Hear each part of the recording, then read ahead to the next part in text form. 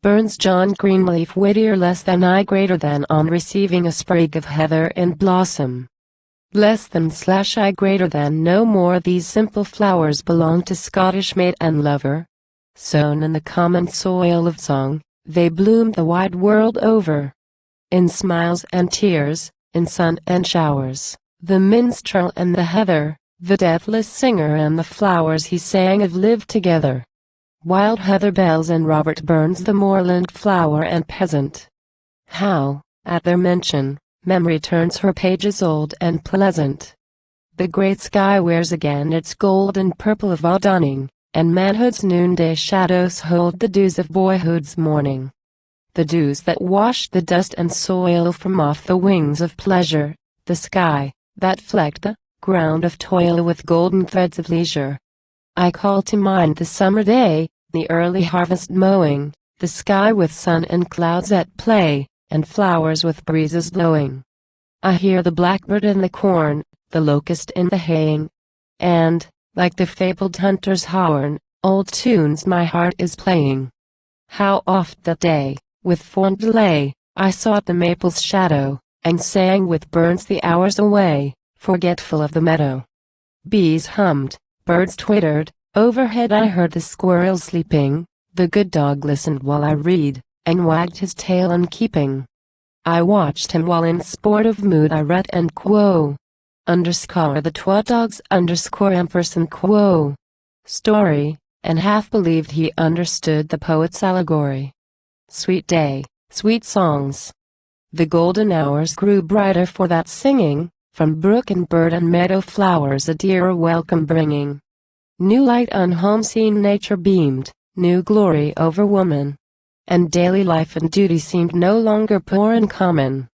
I woke to find the simple truth of fact, and feeling better than all the dreams that held my youth a still repining debtor, that nature gives her handmaid, art, the themes of sweet discoursing, the tender ideals of the heart in every tongue rehearsing. Why dream of lands of gold and pearl, of loving knight and lady, when farmer boy and barefoot girl were wandering there already?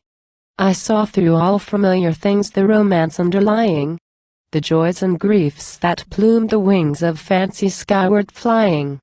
I saw the same blithe day return, the same sweet fall of even, that rose on wooded craggy burn, and sank on crystal Devon.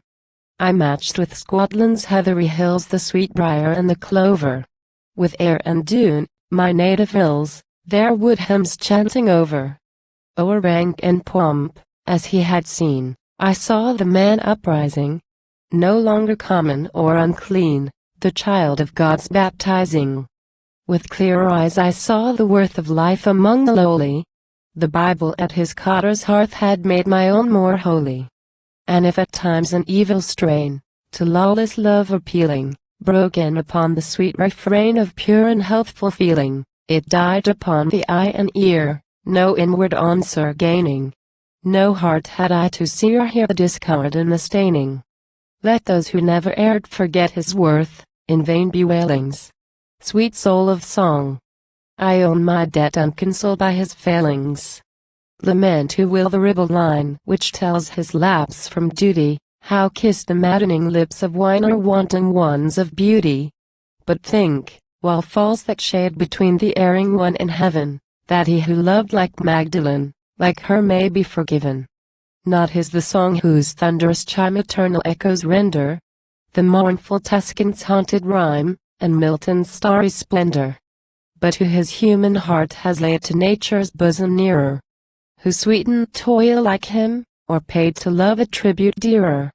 Through all his tuneful art, how strong the human feeling gushes, the very moonlight of his song is warm with smiles and blushes. Give lettered pomp to teeth of time, so and quo. Bonnie Doon and quo. Batari. Blot out the epic's stately rhyme, but spare his Highland Mary.